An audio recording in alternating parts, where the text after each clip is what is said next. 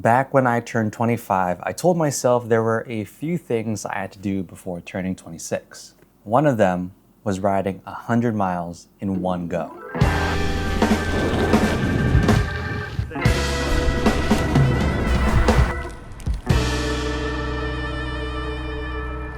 For the longest time, I thought I'd do it at like an actual organized event. I even signed up for America's Most Beautiful Bike Ride out in Lake Tahoe. It was a charity ride, and honestly, it just looked incredible.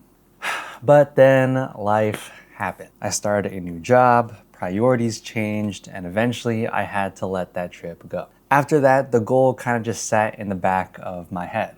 I was still riding, but not exactly training. Most of my rides were around 30 to 40 miles, so it was nothing really crazy, no structure. But eventually life settled back down and I got right back into riding consistently. Zone 2 rides after work, intervals, long weekend rides, nothing crazy, but just more consistent with an actual plan. Then one day I noticed I was riding the same speed I normally do, but my heart rate was about 10 beats lower than average. I remember getting home after that ride and thinking, maybe it's time.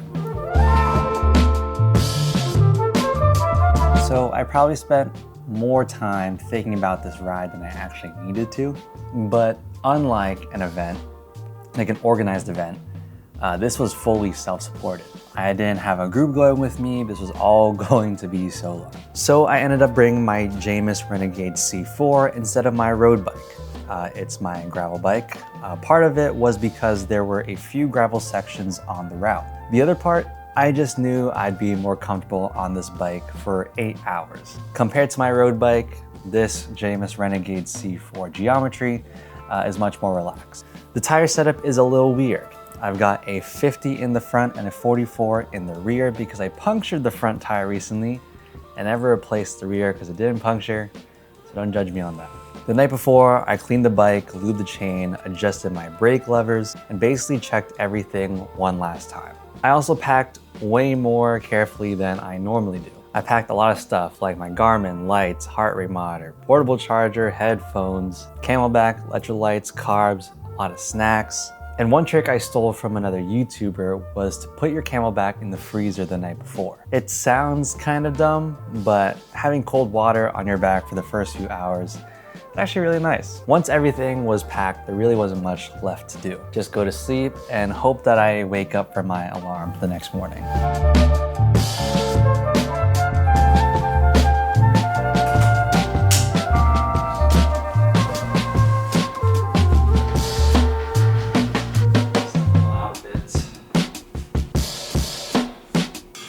All right, let's see if I can do 100 miles today. So the route itself was pretty simple. Ride through Philly, take MLK Drive while it's closed to cars on weekends, head into Wissahickon Valley Park, jump back onto the Schuylkill River Trail, we'll call that the SRT for now, ride all the way out to Pottstown, and then turn around. And then, yeah, just ride all the way back to Philly.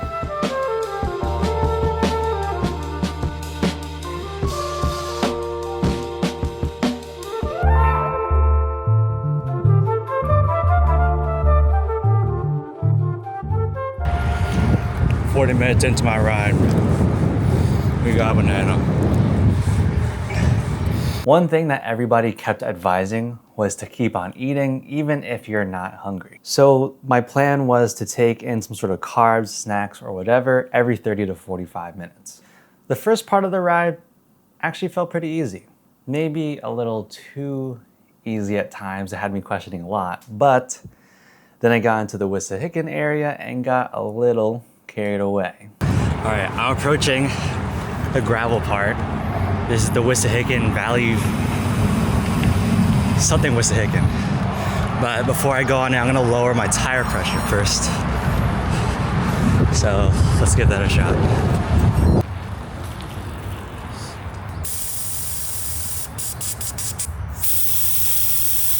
Now typically, I just want to try out what I would do later.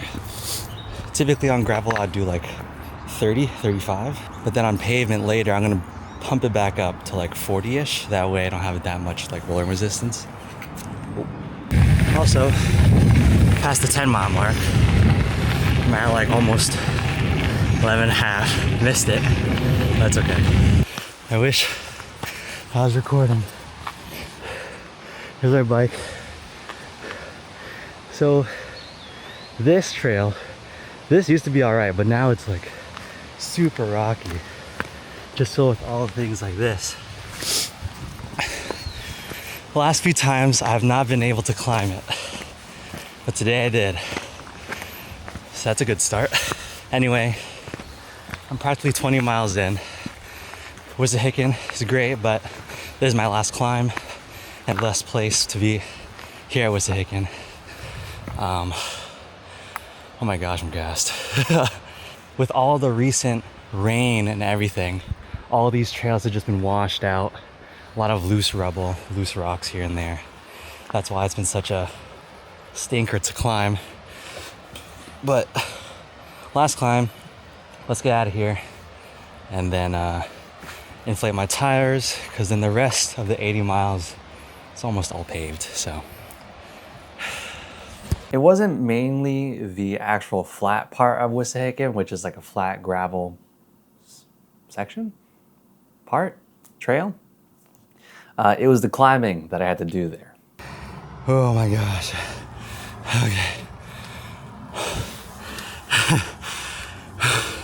Listen, I may not look that bad, but as someone who comes from a roadie background,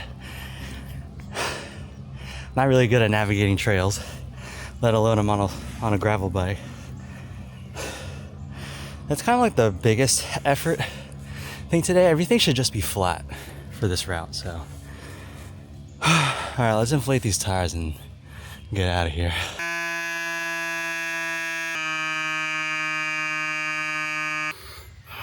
I get that pumping your tire to a good amount of air is like not really needed, right? I totally get it. But as someone who is not that good at doing long distance in the first place, I ain't gonna get any advantage I can get, especially this being on a slower bike. The nice part is in a little bit, it'll be one of the longer downhill sections, so.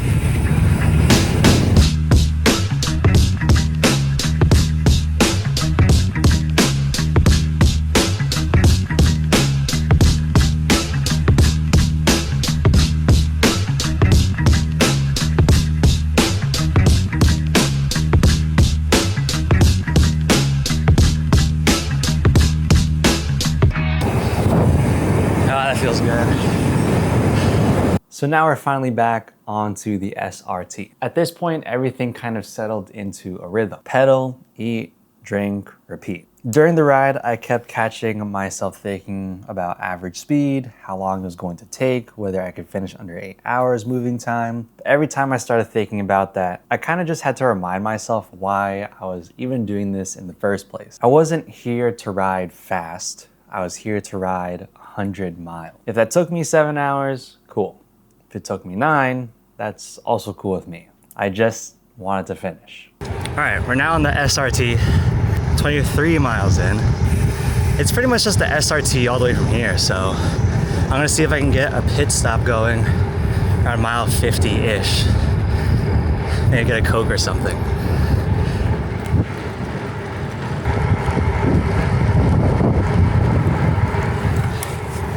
Mile 30. The miles definitely feel a bit slower. It's probably because I've done this trail before with my road bike instead. So it kind of just feels like it's slowly going by. But we're okay. Nutrition wise, tired wise, I think I'm all right. I'm all right for now. Never been past this point before. All right, I'm at like the 35 mile mark, but I've never been past on this trail before, so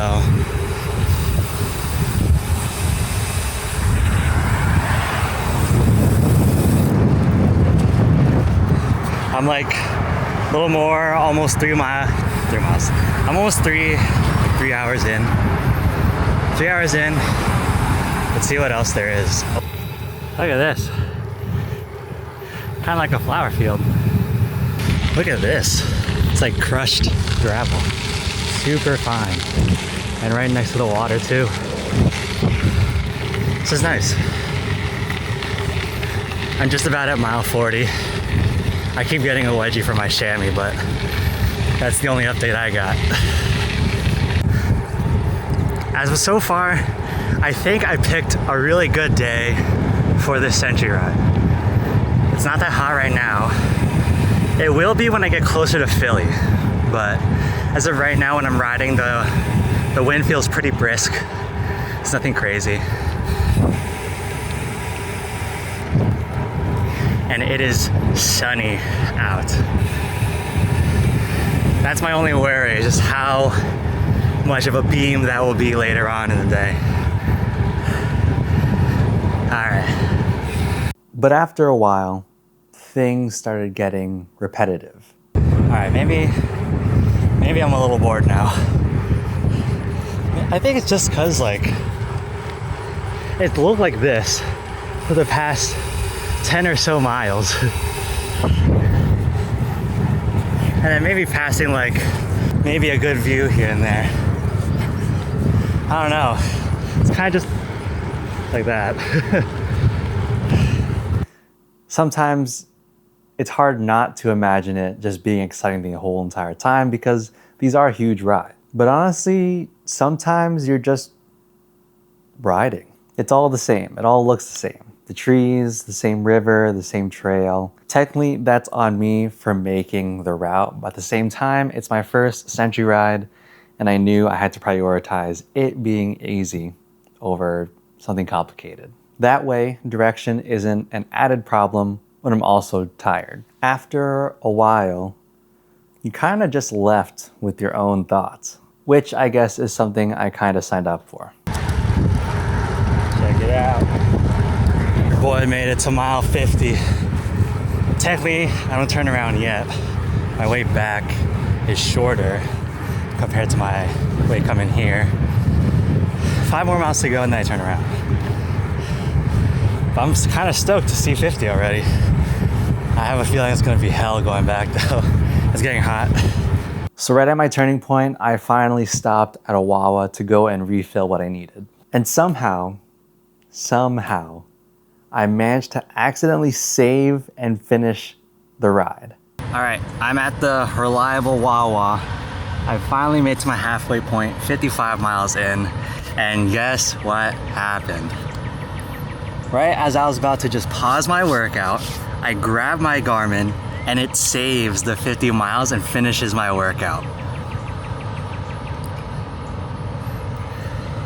To be honest, I am pretty pissed, and right when that happened, I immediately hopped onto Google, went to go see if there's any way I can try to at least merge the workout or anything. It looks like there might be a way to merge the workout on Garmin, but this blows.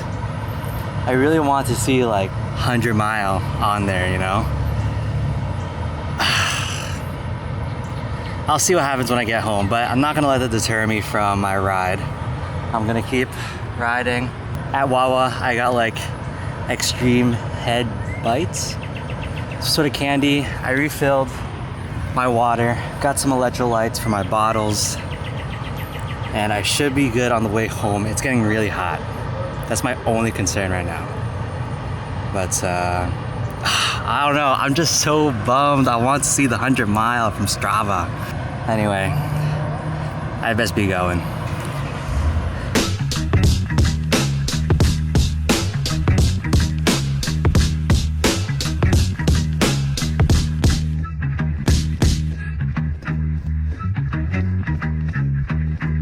Alright, I'm like 60 miles deep.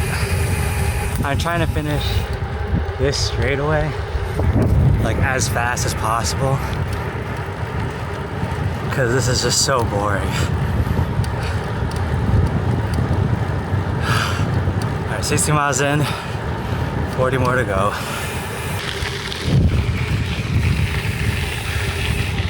Little update. We're rolling through. My cheeks are starting to hurt though. All right, Oh my gosh. It's getting really hot. I am at mile 70. I feel incredibly dead. I'm absolutely gassed. But still have 30 miles to go. I'm beat, dude. I think it's just this heat.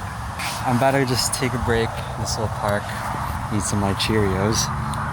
I know I got candy. I haven't touched that yet, but I'm feeling a little full. So I'm just gonna go eat some Cheerios and I'll be on my way.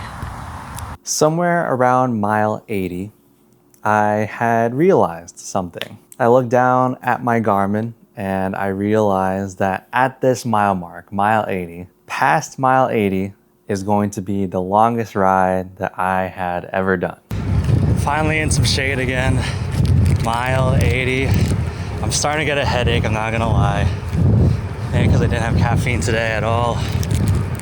Look what we got. Finally opened it. So I'm gonna indulge in this. The last 20 miles on this ride were way different compared to the first half of the ride. By then, it was hot. My water wasn't cold anymore. My legs weren't hurting, but they were just really tired. My heart rate wasn't even that high. I was just empty at that point. Check it out. We're back on gravel. I believe this will take us all the way to Manayunk.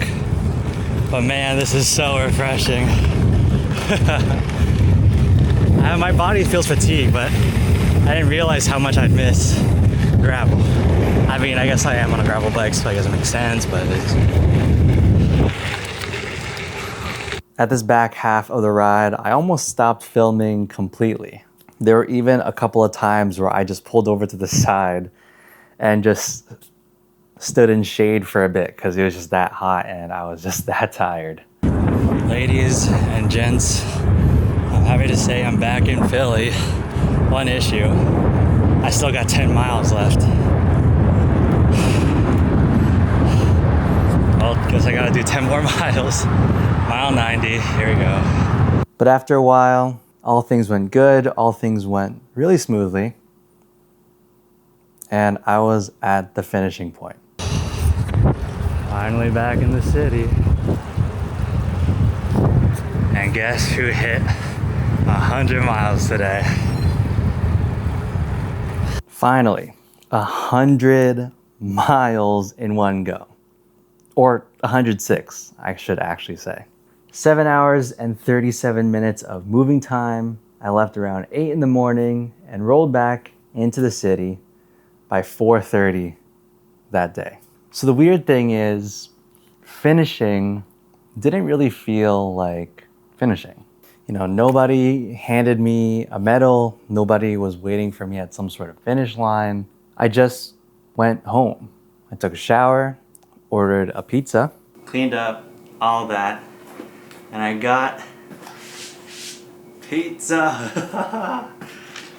So apparently, I didn't have like any full meal or anything during the ride, but I burned like nearly 4,000 calories. I'm not gonna finish the whole thing, but I'm not sure if you can see that. Alright, also good news before I eat my pizza. I figured out how to combine the two rides that I had accidentally ended before. So now, I'm not sure if the phone can see that. Let me turn it down a bit.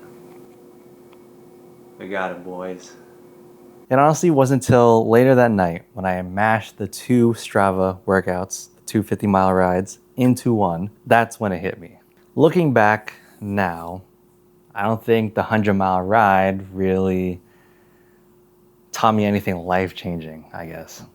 But, not to sound cheesy, it did remind me that setting goals are still something worth it. Will I do a Century ride ever again? Actually, yeah. Right when I got back, I already started thinking about doing another one. But I'd definitely try my road bike next. And I'd probably start earlier. Yeah. First Century in the books.